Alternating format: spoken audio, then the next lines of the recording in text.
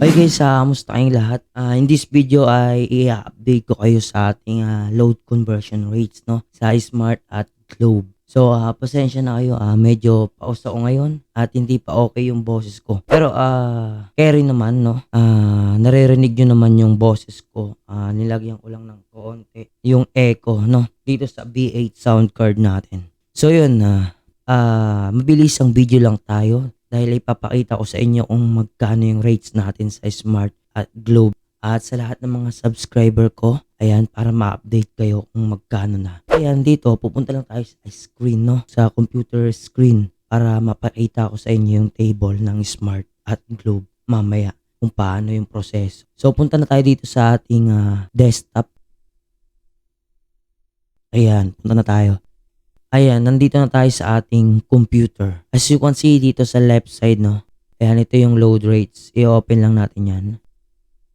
Ayan, ang title niya is load to cash, no? Dahil ayan po ang ating services dito na ino-offer. As you can see, tumatanggap po ako ng Smart at yung D2 Globe TM Network. Dati pa kasi itong table na to, pero yung rates ng Smart TNT 20% pa rin. So dito muna tayo focus sa Smart. Sa Smart lang to guys, yung denomination niya at yung amount. So nilagay ko lang dito yung available dito Globe TM. Smart, pati yung D2 is 20% po yung ating deduction rates. Magkaiba lang po yung Globe. Hindi na po 20% yung rates niya. So malalaman nyo mamaya kung magkano yung rates niya. Ito yung minimum na load natin is yung 50 at yung maximum natin is yung 1,000. Ganun pa rin naman yung matatanggap nyo sa GCash, no? Yan, sa 50, 40 GCash, sa 100 load, 80 GCash, 200, 160 GCash, 300 load, 240 GCash, 500 load, 400 GCash, 1,000 load, 800 GCash.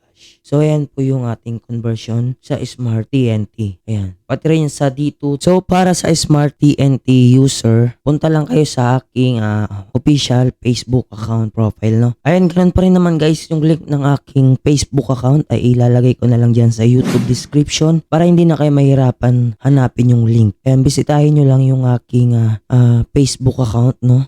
Ganun pa rin naman, no? I-message nyo pa rin ako sa aking Facebook account kung magpapa-convert kayo sa akin. Ganun pa rin guys, titingnan nyo pa rin yung followers kung marami. Ayan yung authentic account. Tapos yung join December 2015. Ayan. At may nakalagay dito na official account sa gilid. Ayan, punta naman tayo sa proseso ng Globe at kung magkano yung conversion niya. So para malaman, punta lang kayo sa aking YouTube channel.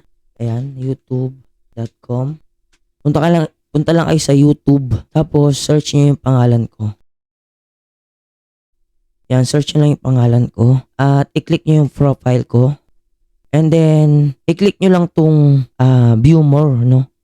And two more links. Click nyo lang yan. Tapos, i-click nyo tong load converter form. Para lang to sa mga Globe TM network. I-click nyo yan. At madadirect na kayo sa form na to. At dahil nga wala na pong share a load sa Globe, at pahirapan na po yung paglabas ng ating mga regular load, expect po natin na mataas po talaga yung deduction niya.